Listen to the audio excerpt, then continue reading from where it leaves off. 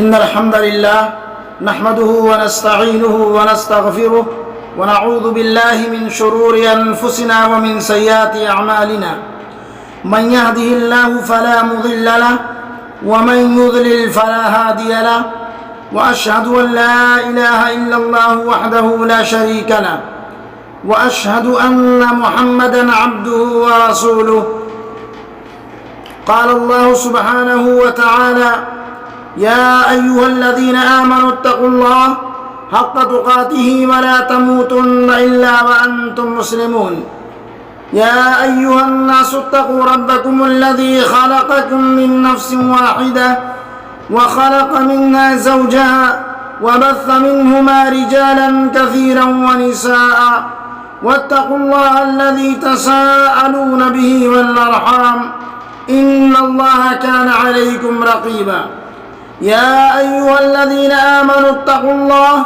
وقولوا قولا سديدا يصلح لكم أعمالكم ويغفر لكم ذنوبكم ومن يطع الله ورسوله فقد فاز فوزا عظيما أما بعد فإن أحسن الحديث كلام الله وخير الهدي هدي محمد صلى الله عليه وسلم وشر الأمور محدثاتها وكل محدثة بدعة وكل بدعة ضلالة وكل ضلالة في النار أعوذ بالله من الشيطان الرجيم بسم الله الرحمن الرحيم إن عدة الشهور عند الله 12 شهرا في كتاب الله يوم خلق السماوات والأرض منها 4 حرم. معزز سامعین کرام، حاضرین جمعہ، اللہ رب العالمین کا بے انتہا شکر و احسان کہ اللہ تبارک و تعالی نے ہمیں اور آپ کو انگنت نعمتوں کے ساتھ اس دنیا کے اندر پیدا فرمایا. زندگی گزارنے کے لیے سارے سامان کو اللہ تبارک و تعالی نے ہمارے اور آپ کے لیے پیدا فرمایا. درود و سلام نازل ہو تمام انبیاء کرام پر اور خصوصیت کے ساتھ ہمارے آخری نبی جناب محمد عربی صلی اللہ علیہ وسلم پر. میرے بھائیوں، آج محرم الحرام کا مہینہ، آج ہجری سال کا پہلا مہینہ اور دوسری تاریخ ہے 2 محرم الحرام 1442 ہجری کے اس خطبہ جمعہ کے اندر میں محرم الحرام کے فضائل و مسائل کو لے کر کے حاضر ہوں. میرے بھائیوں، محرم الحرام کا مہینہ انتہائی عظمت کا حامل اور بابرکت ہے. محرم الحرام اسلامی سال کا پہلا مہینہ ہے. اللہ تبارک و تعالی نے فرمایا کہ ان عدت الشہور عند اللہ 12 شہرا فی کتاب اللہ یوم خلق السماوات والارض منها 4 حرم ذلك الدین القیم فلا تظلموا فیہن انفسکم. سورہ توبہ آیت نمبر 36. اللہ تبارک و تعالیٰ اس آیت کریمہ کے اندر ارشاد فرماتے ہیں کہ مہینوں کی گنتی اللہ کے نزدیک کتاب اللہ میں 12 کی ہے. اسی دن سے جب سے آسمان و زمین کو اس نے پیدا کیا ہے، ان میں سے 4 حرمت و آداب کے ہیں. یہی درست دین ہے. تم ان مہینوں میں اپنی جانوں پر ظلم نہ کرو. میرے بھائیوں، مسلمانوں کی زندگی میں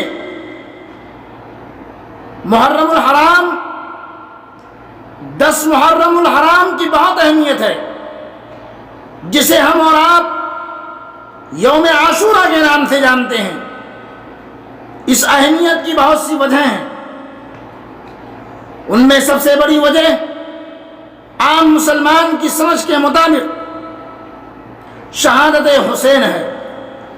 عام مسلمان یہی سمجھتا ہے کہ محرم الحرام کی 10 تاریخ کو جو بھی اہمیت اور جو بھی فضیلت حاصل ہوئی ہے اس کی سب سے بڑی وجہ یہ ہے کہ نواسے رسول حضرت سیدنا حسین رضی اللہ عنہ اس تاریخ میں مظلومانہ شہید ہوئے۔ میرے بھائیوں، یہ بات میں اپنی طرف سے نہیں کہہ رہا ہوں، خود رسول اللہ صلی اللہ علیہ وسلم کی احادیث سے اس کا پتہ چلتا ہے۔ یوم عاشوراء محرم الحرام کی 10 تاریخ کا نام ہے۔ خود ماہ محرم کو اسلام میں بہت فضیلت اور بزرگی حاصل ہے۔ اس مہینہ کو اللہ کے نبی صلی اللہ علیہ وسلم نے شہر اللہ، اللہ کا مہینہ فرمایا۔ اللہ کے نبی صلی اللہ علیہ وسلم کا ارشاد ہے، افضل الصیام بعد رمضان شہر اللہ المحرم۔ رمضان المبارک کے بعد سب سے افضل روزہ اللہ کے مہینے محرم کا روزہ ہے۔ ہجری سن کا پہلا مہینہ محرم الحرام ہے۔ اسی مہینے سے نیا اسلامی سال شروع ہوتا ہے۔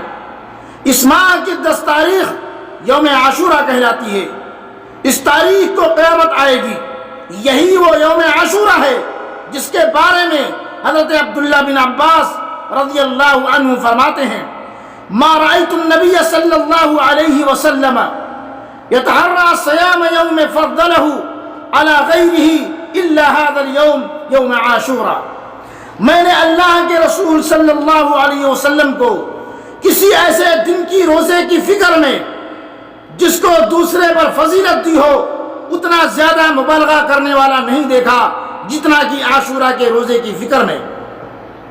مسلم شریف کی حدیث ہے کہ صوم عاشوراء سے پچھلے 1 سال کے گناہ معاف ہو جاتے ہیں، اور یہی صوم عاشوراء ہے جو رمضان المبارک کے روزے فرض ہونے سے پہلے مسلمانوں پر فرض تھا، مگر جب رمضان المبارک کے روزے فرض ہو گئے تو عاشوراء کا روزہ نفل بن گیا، جس کا جی چاہے رکھے، جس کا جی چاہے نہ رکھے۔ حضرت جابر بن سمرہ رضی اللہ عنہ فرماتے ہیں، کان رسول اللہ صلی اللہ علیہ وسلم یأمر بصیام عاشوراء ویحثنا علیہ ویتعاہدنا عنده فلما فرض رمضان لم یأمرنا ولم ینہانا ولم یتعاہدنا عنده، رواہ مسلم۔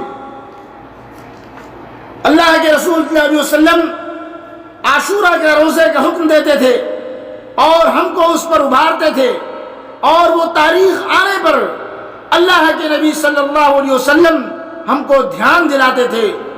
بس جب رمضان المبارک کا روزہ فرض ہو گیا تو اللہ کے نبی صلی اللہ علیہ وسلم نے نہ ہمیں حکم دیا اور نہ ہمیں اس پر ابھارا اور نہ اس کے آنے پر ہمیں دھیان دلایا۔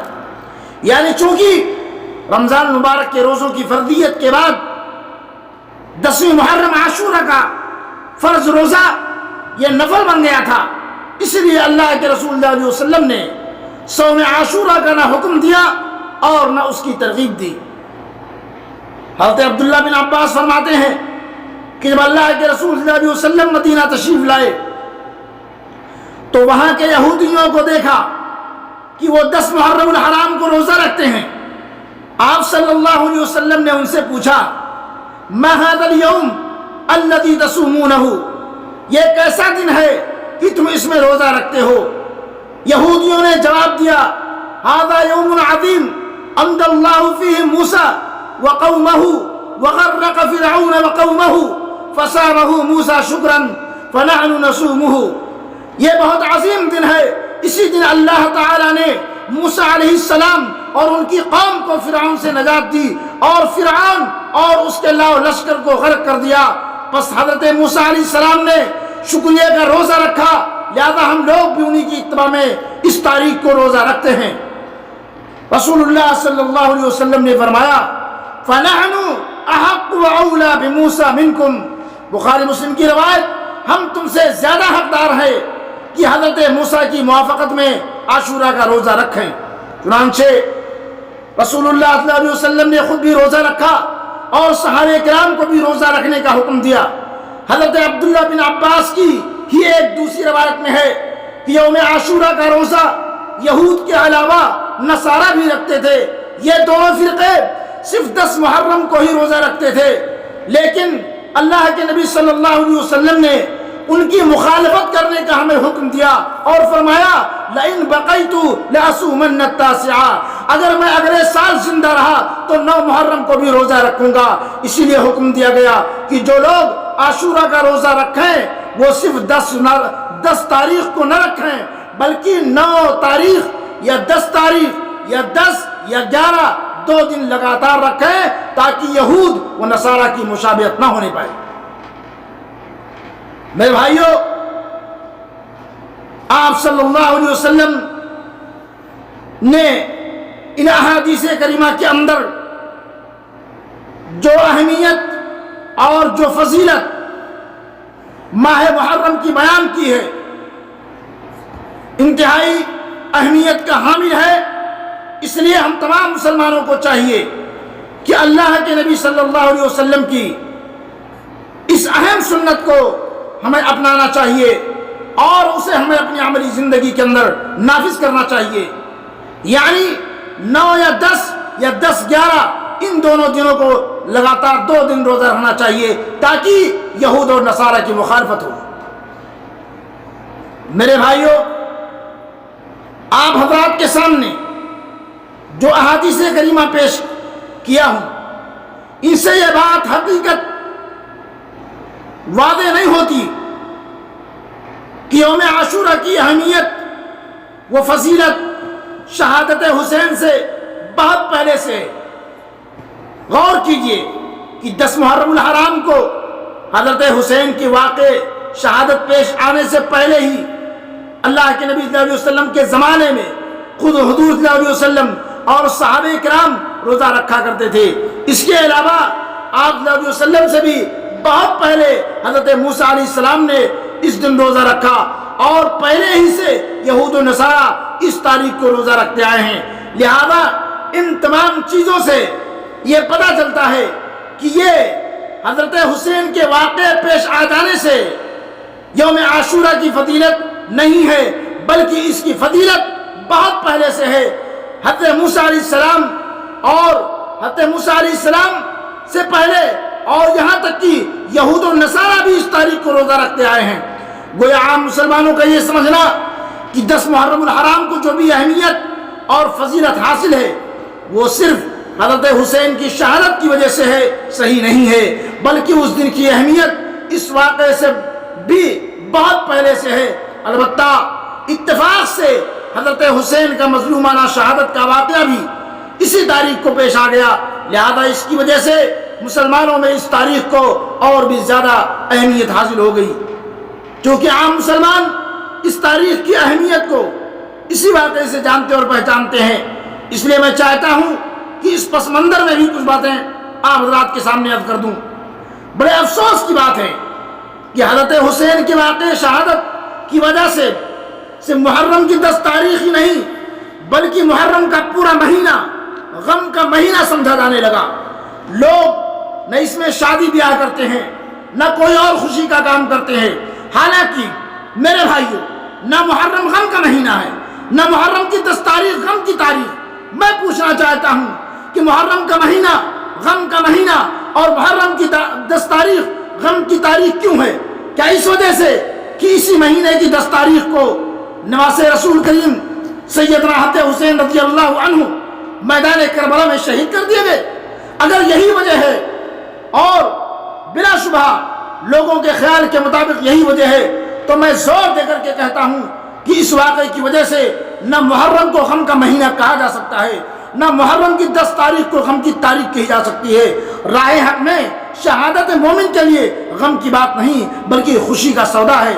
شہادت تو مومن کا عین مطلوب ہے، شہادت ہے مطلوب مقصود مومن، نہ مال غنیمت نہ کشور کشائی۔ شہادت تو وہ چیز ہے جس کی تمنا نبی کریم صلی اللہ علیہ وسلم نے کی تھی۔ فرمان رسالت ہے لوددت ان اقتل فی سبیل اللہ ثم احیا ثم اقتل ثم احیا ثم اقتل ثم احیا ثم اقتل. میں چاہتا ہوں کہ اللہ کے راستے میں قتل کر دیا جاؤں، پھر زندہ کیا جاؤں، پھر قتل کر دیا جاؤں، پھر زندہ کیا جاؤں، پھر قتل کر دیا جاؤں، پھر زندہ کیا جاؤں، پھر قتل کر دیا جاؤں. شہادت تو وہ چیز جس کی دعا خلیفہ دوم حضرت عمر فاروق رضی اللہ تعالیٰ عنہ نے یوں مانگی تھی، اللہم ارزقنی شہادتا فی سبیلک وجعل موتی ببلد رسولک. اے اللہ مجھے اپنی راہ میں شہادت عطا فرما اور مجھے اپنے رسول صلی اللہ علیہ وسلم کے شہر میں موت دے. شہادت تو وہ چیز کہ جب خلیفہ چہارم حضرت علی کرم اللہ وجہہ پر قاتلانہ حملہ ہوا اور آپ گرے تو زبان مبارک پر یہ کلمات تھے، فزت ورب الکعبہ، کعبہ کے رب کی قسم میں کامیاب ہو گیا. سوچئے اور غور کیجئے، کیا اتنی عظیم شے جس کی تمنا نبی کریم صلی اللہ علیہ وسلم نے کی ہو، حضرت عمر رضی اللہ عنہ نے جس کی دعا مانگی ہو اور جس کے حاصل ہونے پر حضرت علی کرم اللہ وجہہ نے اپنے آپ کو کامیاب قرار دیا ہو، کیا وہ بھی غم کی چیز ہو سکتی ہے؟ کیا اس کی وجہ سے کوئی دن، کوئی تاریخ اور کوئی مہینہ غم کا دن، غم کی تاریخ یا غم کا مہینہ بن سکتا ہے؟ نہیں، ہرگز نہیں میرے بھائیوں. اگر شہادت ہی کی وجہ سے کوئی تاریخ غم کی تاریخ یا کوئی مہینہ غم کا مہینہ بن جاتا تو پھر یکم محرم کو غم کی تاریخ کیوں نہ کہا جائے کہ اسی تاریخ کو خلیفہ دوم امیر المومنین سیدنا فاروق اعظم رضی اللہ عنہ کی شہادت کا واقعہ پیش آیا. اسی طرح ماہ ذی الحجہ اور اسی ماہ کی 18 تاریخ کو غم کا مہینہ اور غم کی تاریخ کیوں نہ قرار دیا جائے کہ خلیفہ سوم امیر المومنین حضرت عثمان ذی النورین ماہ ذی الحجہ کی 18 تاریخ کو ہی شہید ہوئے ہیں. اور شوال کو بھی غم کا مہینہ کیوں نہ کہا جائے کہ اسی ماہ میں آپ صلی اللہ علیہ وسلم کے سگے چچا حضرت حمزہ رضی اللہ عنہ کی شہادت کا دردناک واقعہ پیش آیا اور ان کی نعش کے ساتھ وہ سلوک کیا گیا کہ اسے دیکھ کر آپ صلی اللہ علیہ وسلم بے چین ہوئے اور فرمایا امی سید الشہداء، میرے چچا شہیدوں کے سردار ہیں. میرے بھائیوں، یہ تو چند مثالیں ہیں، ورنہ اسلام کی تاریخ میں کون سا مہینہ اور کون سی تاریخ اور کون سا دن ایسا ہوگا جس میں کسی نہ کسی عظیم اسلامی شخصیت کی شہادت نہ ہوئی ہو. اسلام کی تاریخ تو کفن بردوش مجاہدوں، شہادت کے متوالوں اور سرفروشوں کے کارناموں سے بھری پڑی ہے. سوچئے، 2 قدم اور آگے چلیے.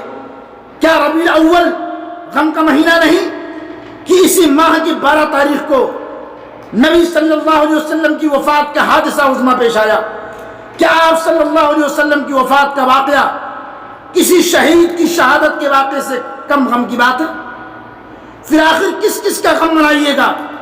کس کس ماہ و تاریخ کو غم کا مہینہ اور غم کی تاریخ کہیے گا؟ اور کس کس ماہ و تاریخ میں خوشی کے کام، شادی بیاہ موقوف کر دیجیے گا؟ اگر مسلمان اسی طرح غم مناتا رہے اور شہادت و وفات کی تاریخوں کو غم کی تاریخ قرار دیتا رہے تو پھر مسلمان کے لیے خوشی کا نام لینا بھی حرام ہو جائے گا. اسے کوئی مہینہ، کوئی تاریخ اور کوئی دن خوشی منانے کے لیے خالی نہ ملے گا. گویا مسلمان کی ساری زندگی غم ہی غم ہو کر رہ جائے گی جہاں خوشی کا کوئی گزر نہ ہوگا. اس لیے میرے بھائیوں، ہمیں چاہیے کہ ہم اللہ اس کے رسول صلی اللہ علیہ وسلم کے بتائے ہوئے فرمان کے مطابق عمل کریں. بارک اللہ لنا ولکم فی القرآن العظیم ونفعنی وإیاکم بما فیہ من الآیات والذکر الحکیم. انہ تعالی جواد کریم ملک بر رؤوف الرحیم.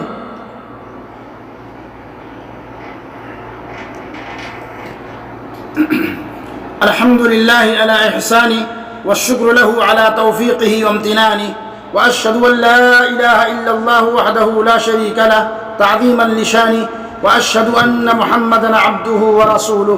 اما بعد، میرے بھائیوں، حقیقت یہ ہے کہ شہادت خواہ کسی کی ہو، غم کی بات ہی نہیں کہ اس کی وجہ سے کسی مہینے یا کسی تاریخ کو غم کا مہینہ اور غم کی تاریخ بنا کر خوشی کا ہر کام روک دیا جائے. اسی طرح ماہ محرم یا محرم کی 10 تاریخ کو بھی غم کا مہینہ اور غم کی تاریخ کہنا اور شادی بیاہ کو موقوف کر دینا غلطی اور نادانی ہے. یہ ہماری اپنی بنائی ہوئی چیز ہے. اسلامی تعلیمات سے اس کا کوئی تعلق نہیں. اسلامی تعلیمات سے اس کا کوئی جوڑ نہیں. اس کا کوئی ربط اور ضبط نہیں.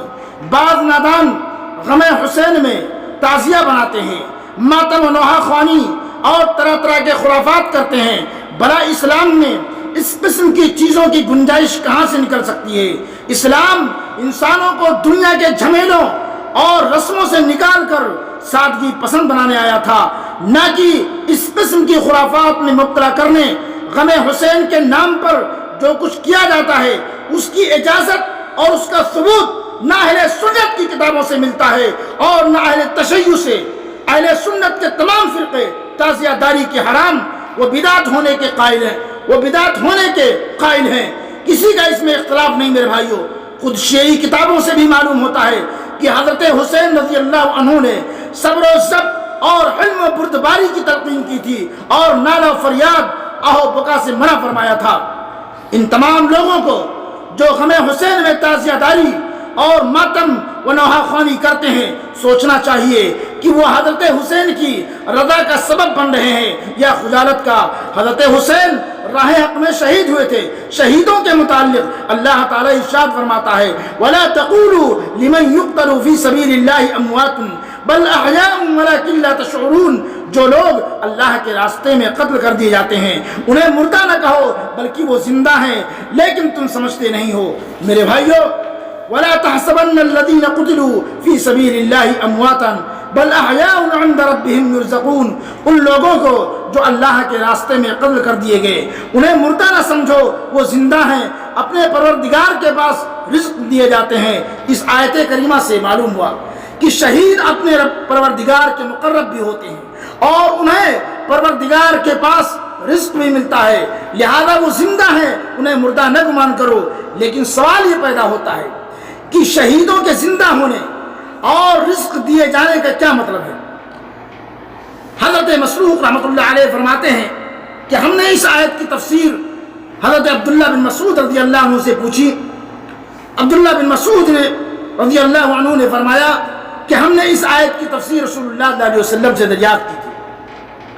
آپ صلی اللہ علیہ وسلم نے فرمایا تھا کہ شہیدوں کو زندہ ہونے اور رزق دیے جانے کا مطلب یہ ہے کہ ان کی روحیں سبز پرندوں کے قالب میں ہیں. ان کے لیے قندیلیں ہیں جو عرش سے لٹکی ہوئی ہیں. وہ پرندے جنت میں جہاں چاہتے ہیں سیر کرتے ہیں، پھر انہی قندیلوں میں واپس آ جاتے ہیں. ایک دن اللہ تعالیٰ نے ان پر نظر ڈالی اور فرمایا ہل تشتہون شیئا، کیا تم کچھ چاہتے ہو؟ انہوں نے جواب دیا ہم کیا چاہیں گے جبکہ ہم جنت میں جہاں چاہتے ہیں سیر کرتے ہیں.